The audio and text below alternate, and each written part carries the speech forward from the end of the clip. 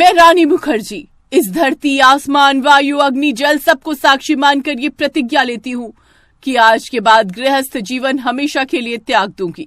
तभी वहाँ पर उसके सास ससुर, उसका पति विक्रम, देवरानी राधिका, देवर गगन सब आ गए। भैया लगता है भाभी कोई सपना देख रही हैं। तभी उसने अपनी आंखें खोल दी। मैं कोई सपना नहीं देख रही हूँ। जो आप लोगों ने सुना बिल्कुल सही सुना। मैंने संन्यास ले लिया है। मैं गृहस्थ जीवन त्याग रही हूँ और विक्रम जी मेरे लिए जल्दी से एक बढ़िया सी भगवा रंग की साड़ी लेकर आइए। तुम तो मोह माया से आजाद हो चुकी हो, अभी भी बढ़िया सी साड़ी चाहिए? सन्यासी का मतलब उसे ना ही अपने कपड़ों का बोध रहता है और ना ही खाने पीने का। पागल हो गए हो क्या? बिल्कुल, मैंने रील्स में देखा था। जो औरतें सन्यास लेती हैं वो भगवा रंग का कपड़ा पहनती हैं, वरना उन्हें सन्यासी नहीं माना जाता है। जल्दी से जाओ, मेरा समय व्यर्थ मत करो। बालक? बालक? बहू, विक्रम तुम्हारा बालक नहीं पति है। एक सन्यासी के सामने सभी बालक समान ही होते हैं। जल्दी से साड़ी लेकर आइए वरना आपको बहुत बड़ा पाप लगेगा। हाँ, लेकिन तब तक तुम अपना फैसला मत बदल देना। उसने घूर कर विक्रम को देखा, लेकिन इतने में विक्रम भाग कर गया और उसके लिए भगवा रंग की साड़ी ले आया। लेकिन वो सन्यास आखिर लेना क्यों चाहती थी, इसके लिए कहानी में थोड़ा पीछे चलना होगा। कुछ महीनों पहले विक्रम की पत्नी रोज रोज कुंभ मेले वाली रील्स देखा करती थी। अरे बहू, सुबह से लेकर शाम तक दिन भर मोबाइल में लगी रहती हो, खाना बना लो कम से कम। सासू माँ, राधिका से बोल दो ना, वो बना लेगी। वो बेचारी सबके कपड़े धो रही है, दोपहर खत्म होने वाली है, अभी तक खाना ही नहीं बना। तभी राधिका कपड़े धोकर वहाँ पर आ गई। रहने दो सासू माँ, भाभी को मोबाइल ने बहुत आलसी बना दिया। मुझे तो बहुत भूख लगी है, इसलिए मैं ही जा रही हूँ खाना बनाने। देवरानी जी बहुत बहुत धन्यवाद तुम्हारा, वरना सासू माँ तो मेरी खोपड़ी चट कर जाती। राधिका जाकर खाना बनाने लगी। जेठानी फिर से मोबाइल देखने लगी। मोबाइल में वो किसी सन्यासी का प्रवचन देख रही थी। मैं मोह माया से तंग आ चुकी थी और कहते हैं सन्यास में ही ईश्वर के दर्शन हो सकते हैं। गृहस्थ जीवन में व्यस्त रहेंगे तो कोई आपको अपने अंदर झांकने ही नहीं देगा। इन सन्यासियों का जीवन कितना सुकून भरा रहता है, न कोई काम करने को कहता होगा और न ही कोई बोझ होता होगा। यहाँ तो जब देखो मुझे खाना बनाने के लिए ताने मिला करते हैं। लगभग 1 घंटे में राधिका ने खाना बनाकर तैयार कर दिया। सभी लोग खाने की टेबल पर बैठ गए, लेकिन जेठानी अभी तक मोबाइल ही देख रही थी। तभी राधिका ने अंदर से आवाज दी, सासू माँ खाना बन चुका है। अरे बहू, चुपचाप मोबाइल रख दे और कम से कम थोड़ी राधिका की मदद कर दे। खाना नहीं बना सकती, परोस तो सकती है। उसने अपनी सास की बात को अनसुना कर दिया। इस बात से उसका पति विक्रम नाराज हुआ। वो उठा, उसका मोबाइल छीना और जमीन पर पटक दिया। ये सब कुछ इस मोबाइल की वजह से ही हो रहा है। जब देखो तब मोबाइल में ही लगी रहती हो। कम से कम छोटी बहू का हाथ तो बटा लिया करो। मैं उसकी मदद करने ही वाली थी, लेकिन आपने मेरा मोबाइल तोड़ दिया। अब मैं कोई काम नहीं करूंगी। आप लोगों को खाना खा लीजिए, मैं नहीं खाऊंगी। ठीक है, मत खाओ, यहीं बैठी रहो। रहने दे बेटा, मैं ही छोटी बहू की मदद कर देती हूँ जाकर। राधिका और उसकी सास मिलकर खाना ले आई और सभी लोग खाना खाने लगे। ऐसे ही समय बीत रहा था। रात में राधिका की जेठानी को भूख लगी। वो उठकर वहाँ से जाने लगी। तभी उसके पति की नींद खुल गई। क्या हुआ, अब भूख लग गई ना? नहीं, मुझे कोई जरूरत नहीं है खाने की। मैं तो बस बाथरूम तक जा रही हूँ। बाथरूम का बहाना बनाकर वो किचन में गई। फ्रिज में देखा ढेर सारे फल मिठाई रखे थे, सारे उसने खत्म कर दिए। अब वो कभी अपने पति का तो कभी राधिका के मोबाइल में रील देखा करती थी। हर वक्त उसे काम के लिए ताना दिया जाता था, जिस वजह से वो परेशान होकर एक दिन घूमने के लिए बाहर निकल गई। तभी उसे जंगल में कुछ सन्यासी औरतें मिली। आप लोग तो मुझे सन्यासी लग रही हैं। क्या आप लोगों ने सन्यास ले रखा है? हाँ पुत्री, हम सभी लोगों ने सन्यास ले रखा है। हमने सारी मोह माया और गृहस्थ जीवन त्याग दिया है। जिसको जिस चीज की जरूरत होती है, भगवान किसी न किसी तरह उसे वहाँ पहुँचा ही देता है। दरअसल मैं भी सन्यास लेना चाहती हूँ। क्या मैं आप लोगों के साथ रह सकती हूँ? देखो पुत्री, हर किसी को लगता है कि सन्यासी का जीवन बहुत सरल होता है, लेकिन ऐसा होता नहीं है। क्या तुम अपना घर, परिवार, रिश्ते, नाते, मोह माया सब कुछ छोड़कर यहाँ आ सकती हो? मैं बहुत तंग आ चुकी हूँ। मैं भी आप लोगों को ज्वाइन करूंगी। तो इस तरह जैसे ही वो घर गई, वैसे ही उसने सन्यास की घोषणा कर दी। अब कहानी एक बार फिर से वर्तमान में आ गई। विक्रम उसके लिए साड़ी ले आया। साड़ी पहनकर वो उन सन्यासिनियों के पास पहुँच गई। क्या बात है पुत्री, तुमने तो पहले ही वेशभूषा बना ली। लगता है सन्यास के लिए तुम बहुत ही आतुर हो। मैंने आपको कल ही बताया था ना, मेरा सन्यास लेने का बहुत दिनों से मन है। आज आप मिल गई तो मैं ये मौका अपने हाथ से कैसे जाने दे सकती थी। मैंने भी आज से अपना गृहस्थ जीवन त्याग दिया है। ठीक है, लेकिन कुछ दिन तुम्हारी परीक्षा चलेगी। हमें पता भी तो चले कि तुमने सच में मोह माया छोड़ दिया है या सिर्फ दिखावा ही है। मैंने सारी मोह माया पहले ही त्याग दी है। आप मुझसे कोई भी परीक्षा ले लीजिए, मैं सफल होकर दिखाऊंगी। तो ठीक है, फिर चलो हमारी कुटिया में रहो चलकर हमारे साथ। अब राधिका की जेठानी उन सन्यासियों के साथ रहने लगी। रात में सन्यासियों ने उससे कहा, चलो पुत्री, हम सब मिलकर अपने लिए भोजन बना लेते हैं। जीवित रहने के लिए खाना तो खाना ही पड़ेगा। आप लोग गांव-गांव जाकर खाना मांगकर नहीं खाते क्या?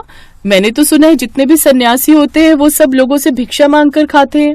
देखो पुत्री, हम सब गृहस्थ जीवन छोड़कर आए हैं, तो अब उन्हें क्यों परेशान करना। जब हम किसी यात्रा पर निकलते हैं और कहीं भी खाना बनाने की व्यवस्था नहीं होती, तब हम लोगों से मदद मांग लेते हैं, वरना हम खुद ही बनाते हैं। अगर तुम तैयार नहीं हो तो वापस लौट जाओ। नहीं नहीं नहीं, वापस तो मैं नहीं जाऊंगी। मैं आप लोगों की मदद कर दूंगी खाना बनाने में। जहाँ अभी तक वो घर में बिल्कुल भी काम नहीं करती थी, अब यहाँ पर उसे कम से कम 50 लोगों के लिए खाना बनाना पड़ता था। घंटों तक वो लोगों के साथ मिलकर खाना बनाती रही। पुत्री, लगता है तुम घर में बिल्कुल भी काम नहीं करती थी। तुम्हारे काम को देखकर ऐसा ही लग रहा है। खैर, धीरे धीरे सीख जाओगी। अगली सुबह 4 बजे ही सन्यासी ने सभी को उठा दिया। पुत्री, उठ जाओ, उठ जाओ, 4 बज गए, ब्रह्म मुहूर्त का समय हो गया है। जेठानी अंगड़ाइयां लेते हुए उठी। अरे सोने दो ना विक्रम, अभी तो अंधेरा है। ये तुम क्या कह रही हो पुत्री? तुम सन्यास ले चुकी हो, तुम हमारे साथ जंगलों में हो। उठो जल्दी, जल्दी से नहा धो लो, हम सबको ध्यान में बैठना है। अब उसे मजबूरी में नदी के ठंडे पानी में सुबह 4 बजे ही नहाना पड़ा। नहाने के बाद वो सभी ध्यान में बैठ गई, लेकिन उसका ध्यान ही नहीं लग रहा था। ये सभी लोग अपनी आंखें बंद करके बैठे हैं। मैं पेड़ के सहारे बैठ जाती हूँ और सो जाती हूँ, किसी को पता ही नहीं चलेगा। वो चुपके से सरक कर पेड़ के सहारे बैठ गई और सो गई। लेकिन थोड़ी देर बाद ही वो पेड़ गिर गया। सभी सन्यासियों की आंखें खुल गईं। लगता है तुम्हारा ध्यान नहीं लग रहा है। चलो धीरे धीरे आदत हो जाएगी। यहाँ के पेड़ भी चार्ज हैं। तुम हमें धोखा दे सकती हो, लेकिन यहाँ के पेड़ पौधों को नहीं। तो इस तरह हर रोज 4 बजे ही उसे उठा दिया जाता था। खाना भी खुद ही बनाना पड़ता था, कपड़े भी खुद ही धोने पड़ते थे, लकड़ियां काट कर लानी पड़ती थी। इन सब से वो परेशान हो गई। इससे अच्छा तो मैं देवरानी जी की खाना बनाने में मदद कर देती। यहाँ तो मुझसे कई गुना ज्यादा काम कराया जा रहा है। ऐसे ही धीरे धीरे 1 हफ्ता बीत गया और वो सन्यासियों के साथ रहकर परेशान हो गई। तभी एक दिन, पुत्री, तुम्हारी सभी परीक्षाएं तो पूरी हो गई, लेकिन तुम एक में भी सफल नहीं हो पाई पूरे तरीके से। लेकिन एक आखिरी परीक्षा बाकी है। अगर तुम इस परीक्षा में पास हो गई तो बाकी सभी परीक्षाओं में भी पास कर दिया जाएगा। अब कौन सी परीक्षा बाकी है? अब हम तुम्हें गंजा कर देंगे। तुम्हें अपने बालों का त्याग करना होगा हमेशा के लिए। सभी सन्यासियों ने शुरुआत में यही किया था। अरे नहीं नहीं, मैं अपने बालों का त्याग नहीं कर सकती। मेरे इतने घने सुंदर बाल हैं, मैं गंजी नहीं हो सकती, बहुत बुरी लगूंगी मैं। लेकिन तुमने तो सारी मोह माया त्याग दी थी, फिर अपने बालों से इतना मोह क्यों? अगर सच में तुमने मोह त्याग दिया है तो किसी चीज से भी मोह नहीं रहना चाहिए। 2 लोग इसके हाथ पकड़ो और 2 लोग इसके पैर। जल्दी से इसे गंजा बना दो। नहीं नहीं नहीं, मुझे सन्यासी बनना ही नहीं है। छोड़ो मुझे, जबरदस्ती मत करो। वो किसी तरह खुद को बचाकर वहाँ से भाग गई और सीधा अपने घर पहुंची। आप लोग मुझे माफ कर दीजिए, मेरा ही फैसला गलत था। मैं अभी सन्यासी बनने के लिए तैयार नहीं हूँ। मैं तो इस घर से परेशान होकर भागी थी, पर मुझे क्या पता था घर से अच्छा स्वर्ग कहीं नहीं होता।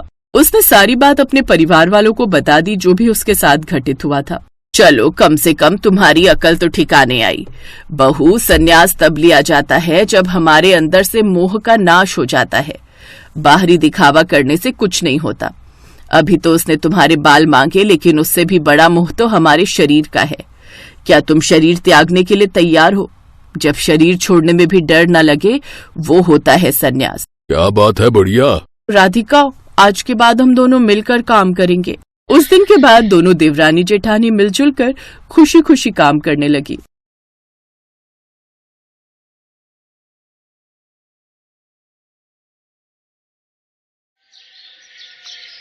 और फिर पता है क्या हुआ? क्या हुआ बता? मैंने जैसे ही थैला खोला, उसमें 3 आलू थे और कम से कम 5 लौकी। हैं? पर वो कैसे? अरे मैंने इन्हें कहा था कि 3 किलो आलू लाना और आधा किलो लौकी, पर ये वहां जाकर भूल गए और 3 किलो लौकी ले आए और आधा किलो आलू। बता, ऐसे हैं ये। कमाल ही हो गया ये तो। फिर तूने उन्हें कुछ कहा नहीं? कहती क्या? पहले तो मुझे समझ ही नहीं आया, फिर जब मैंने दिमाग लगाया तो समझ में आया कि भुलक्कड़ राम सब्जी गलत तौल से ले आए हैं। फिर जब मैंने इन्हें इनकी समझदारी बताई तो खुद भी हंसने लगे। अच्छा, फिर मैंने कहा कि अब आपने गलती की है तो इसका खामियाजा तो आपको भुगतना पड़ेगा। अच्छा, फिर तूने क्या करवाया जीजू से? मैंने कहा कि अब इतनी लौकी का क्या करें, तो खुद से ही बोले कि चलो लौकी की बर्फी बनाते हैं। और पता है, मैंने तो बहुत कम काम किया और सारी बर्फी इन्हीं से बनवाई। अरे वाह, तो कैसी बनी इतनी सारी लौकी की बर्फी? एक नंबर की बकवास, एक पीस खाकर ही फेंकनी पड़ी सारी की सारी। इनका चेहरा तो बस देखने लायक था, घर में सब लोग इन पर हंसे ही जा रहे थे। ये है सुधा और उसकी बचपन की सहेली जया। सुधा की शादी 2 साल पहले सुरेश के साथ हुई थी। सुरेश अपनी माँ कमला और छोटे भाई जयेश के साथ रहता था। कई दिन बाद जब सुधा अपने माता पिता से मिलने अपने मायके आई तो उसके आने की खबर मिलते ही उसकी बचपन की सहेली जया भी उससे मिलने चली आई, जो उसी के मोहल्ले में रहती थी। दोनों बचपन की सहेलियां थी और एक दूसरे पर जान छिड़कती थी। उस दिन दोनों ने ढेर सारी बातें की और फिर जब जया अपने घर जाने लगी, अच्छा अब मैं चलती हूँ, 2 घंटे हो गए यार बात करते करते, बिल्कुल पता ही नहीं चला। चल अब तू भी आराम कर। अरे यार शिट, क्या हुआ? देख, तुझसे बतियाने में तुझे तेरा गिफ्ट देना तो भूल ही गई। है मेरा गिफ्ट? पर किस खुशी में? अरे कुछ नहीं, मैंने जब सुरेश को तेरे बारे में बताया तो उन्होंने मुझसे कहा कि मैं तेरे लिए कोई गिफ्ट लेकर जाऊं, तो बस मैंने ले लिया। ये देखना कैसे हैं। वाह, कितने प्यारी इयररिंग्स है यार, कसम से अब ना मुझे तुझसे जलन हो रही है। जलन? पर क्यों? कितने प्यारे हस्बैंड मिले हैं तुझे यार, कितनी केयरिंग है। काश मेरी शादी उनसे हो गई होती। चल पगली, वैसे तेरे पास एक मौका है। हैं? क्या बोल रही है? अरे मैं अपने देवर जयेश की बात कर रही हूँ, वो बिल्कुल अपने भैया की कॉपी है और तेरे लिए एकदम परफेक्ट है। बोल, बात चलाऊं क्या? चल पगली, ओके बाय। जया शर्माते हुए वहां से चली गई। सुधा 1 हफ्ते के लिए अपने मायके आई थी और जया उससे रोज मिलने आती थी। और फिर जब सुधा के ससुराल वापस जाने का वक्त आया तब, क्या यार अब तू चली जाएगी? कितना मजा आया ना 6 दिन। हाँ यार, तेरे साथ 6 दिन कैसे बीते पता ही नहीं चला। साथ में शॉपिंग करना, गोलगप्पे खाना, सच में बचपन की सारी यादें ताजा हो गई यार। मुझे तेरी बहुत याद आएगी। हाँ मुझे भी। अच्छा सुनना, तूने क्या सोचा फिर उस बारे में? किस बारे में? अरे पगली, शादी तो करेगी ना कहीं, तो मेरे ही घर आ जाना, मिलकर खूब मस्ती किया करेंगे। हैं? तू सच में कह रही थी क्या उस दिन? और नहीं तो क्या, तुझे क्या लगा मजाक कर रही हूं मैं? और क्या, देख मेरी तो अरेंज मैरिज हुई थी, इसलिए मैं तो सुरेश को जानती भी नहीं थी। पर मेरी किस्मत देख कि मुझे कितने केयरिंग और लविंग हस्बैंड मिले। और भरोसा रख, जयेश भी वैसा ही है और मैं गारंटी दे रही हूँ उसकी। और वैसे भी अगर तू मेरी देवरानी बनकर आएगी तो सोचना, फिर तो मजा ही आ जाएगा। रोज शॉपिंग और रोज गोलगप्पे, एक बार सोच कर तो देख। पर कुछ नहीं। अरे मेरी देवरानी बन जाएगी तो जिंदगी भर साथ रहेंगे हम दोनों, एक घर में एक छत के नीचे। प्लीज हाँ बोल देना यार। अच्छा ठीक है बाबा, पर बात किससे करूं, कैसे करूं, मतलब कि अरे उस सब के लिए मैं हूं ना, तू बिल्कुल चिंता मत कर। इतना कहते ही सुधा ने खुशी में जया को जोर से गले लगा लिया। दोनों सहेलियां बहुत खुश थीं। उधर सुधा ने अपने ससुराल जाते ही अपनी सास कमला से जया के लिए बात की। पूरा परिवार जया के घर पहुंचा और जयेश को भी जया पसंद आ गई। चटमंगनी पट ब्याह होते ही जया अब सुधा की देवरानी बनकर उसके घर आ गई। दोनों सहेलियों का ससुराल अब एक था। और फिर सुधा, अब तो तू खुश है ना? ले आ गई मैं तेरी देवरानी बनकर। पहली बात तो ये है कि ये तेरा और तू कहना बंद कर मुझे, और दूसरी बात मैं तेरी जेठानी हूँ, तो सबसे पहले तू पहले मेरे पैर छू। ये क्या कह रही है सुधा? क्या हो गया तुझे? समझ नहीं आता? पैर छू मेरे। सुधा के ये बदले तेवर देखकर जया हैरान रह गई थी, मगर वो मजबूर थी क्योंकि वो देवरानी थी और सुधा उसकी जेठानी। ऐसे में बेचारी जया आंखों में आंसू लेकर सुधा के पैर छूने के लिए जैसे ही झुकी तो सुधा ने फौरन उसके कंधे पकड़ लिए। ओए पगली, मजे ले रही थी तेरे। तू ना रुक जरा, अभी बताती हूँ जेठानी की बच्ची। सुधा ने जया के साथ ऐसा मजाक किया था कि एक बार को तो जया भी घबरा गई थी। फिर गुस्से में वो सुधा को मारने दौड़ी। उधर सुधा भी पूरे घर में भाग रही थी। जया ने सुधा को पकड़ लिया और फिर दोनों खुशी में जोर से गले लग गई, क्योंकि वो जानती थी कि अब वो जिंदगी भर साथ रहने वाली थी। अब तो वो दोनों हर वक्त साथ रहती, साथ काम करती और घंटों बातें किया करती। लेकिन फिर कुछ दिनों के बाद घर की डोरबेल बजी, जो इन दोनों सहेलियों के लिए किसी खतरे की घंटी से कम नहीं थी। कौन है? सुधा देखना जरा। मैं हूँ माँ। घर के मेन गेट पर नंदिनी खड़ी थी, जो सुरेश और जयेश की बड़ी बहन थी, और वो अपने साथ एक बड़ा सूटकेस लेकर आई थी। उसकी आंखों में गुस्सा साफ दिखाई दे रहा था। और फिर, अरे नंदिनी, ऐसे अचानक? अब दामाद जी कहाँ हैं? वो नहीं आए और ना ही आएंगे। मैं घर वापस आ गई हूँ माँ। इतना कहते ही नंदिनी अपनी माँ कमला के गले लगकर जोर जोर से रोने लगी। उसने एक सांस में अपनी माँ को सारी बात बता दी। तू चिंता मत कर, जब तक तू चाहे यहीं रह। कमला की बात सुनकर जया और सुधा एक दूसरे की शक्ल देखने लगी। शाम को रसोई में, ए सुधा सुनना, ये नंदिनी दीदी क्यों आई है? यार मुझे नहीं पता। अच्छा वैसे स्वभाव कैसा है इनका? ठीक ही है पर ज्यादा बात नहीं करती हैं। उनकी शादी पहले हो गई थी तो मैं भी ज्यादा जानती नहीं उनके बारे में। यार मुझे चिंता हो रही है। किस बात की? अरे यार अभी तक तो हम लोग खूब मस्ती करते थे, मम्मी जी को भी कोई दिक्कत नहीं थी, पर नंदिनी दीदी मुझे थोड़ी खूंखार टाइप लग रही है। चल पगली, ये सब मत सोच और अपना काम कर। जया का डर सही था। नंदिनी को ज्यादा हंसी मजाक पसंद नहीं था और इसीलिए अब नंदिनी की वजह से सुधा और जया भी घर में शांत ही रहने लगे। फिर एक दिन खाने पर, अरे जया दाल तुमने बनाई है ना? हाँ जी मम्मी मैंने बनाई है। एक बार चख कर तो देख, कितना तेज नमक है। मस्ती अपनी जगह है पर काम को लेकर थोड़ा गंभीर भी रहा करो बेटा। जी मम्मी जी। कमला गुस्से में खाने की मेज से उठकर चली गई। उसके बाद नंदिनी भी खाना छोड़कर चली गई और ये देखकर जया और सुधा घबरा गए। अरे यार सुधा तू देख नहीं सकती थी क्या? मैंने कहा था कि दाल में नमक डाल दे, ये थोड़ी ही कहा था कि उसमें नमक भर ही दे। फालतू में डांट पड़वा दी मम्मी जी से। तेरी कसम यार मैंने ठीक ही डाला था पर पता नहीं कैसे नमक इतना तेज हो गया। तू रहने दे यार, बस एक काम दिया था तुझे। इतना कहकर जया गुस्से में वहां से चली गई। बाद में सुधा ने उसे मनाने की बहुत कोशिश की लेकिन जया नहीं मानी। फिर कुछ दिनों के बाद, जया सुन ना, क्या कर रही है? कपड़े धो रही हूँ। बता यार मेरी एक साड़ी धो देगी क्या प्लीज? हाँ हाँ ठीक है ला दे दे। जया ने गुस्से में सुधा से उसकी साड़ी ले ली। उधर कपड़े धोकर जया छत पर गई और सारे कपड़े सूखने के लिए डाल दिए। थोड़ी देर बाद सुधा अपनी साड़ी लेने छत पर गई तो उसने देखा कि उसकी साड़ी पहले से भी ज्यादा गंदी थी और छत के कोने में जमीन पर पड़ी थी। ये देखते ही सुधा भड़क गई और तेजी से नीचे उतरी। जया, ओ जया, अगर तुझे साड़ी नहीं धोनी थी तो साफ बोल देती ना, उसे ऐसे फेंकने की क्या जरूरत थी? देख मैंने तुझे कहा था कि मैंने जानबूझकर नमक तेज नहीं किया था, पर तू है कि अब उस छोटी सी बात का बदला लेने पर आ गई। जा, मुझे तुझ सबसे कोई बात नहीं करनी। ओए सुन, तू क्या बात नहीं करेगी मुझसे? मैं ही तुझसे बात नहीं करूंगी। अब से भाड़ में जा तू, समझी? जया के इतना कहते ही दोनों में लड़ाई शुरू हो गई। तभी वहां उनकी सास कमला आ गई और फिर, अरे ये क्या कर रही हो तुम दोनों? आपस में मत लड़ो। देखिए ना मम्मी जी, इसने मेरी साड़ी फेंक दी। मम्मी जी कसम से मैंने नहीं फेंकी, बल्कि इसी ने दाल में नमक तेज कर दिया था उस दिन। मम्मी जी से कह दो कि ये यहाँ से चली जाए वरना मैं कुछ कर बैठूंगी। तुम दोनों चुप हो जाओ। तुम दोनों कहीं नहीं जाओगी। यहाँ से जाना किसे चाहिए ये मैं जानती हूँ, और वो तुम दोनों नहीं बल्कि नंदिनी है। कमला की बात सुनकर हर कोई हक्का बक्का रह गया और पास ही खड़ी नंदिनी के तो पैरों तले जमीन ही नहीं रही। और फिर, क्या? पर मैंने क्या किया माँ? इस सब में मेरा क्या कसूर?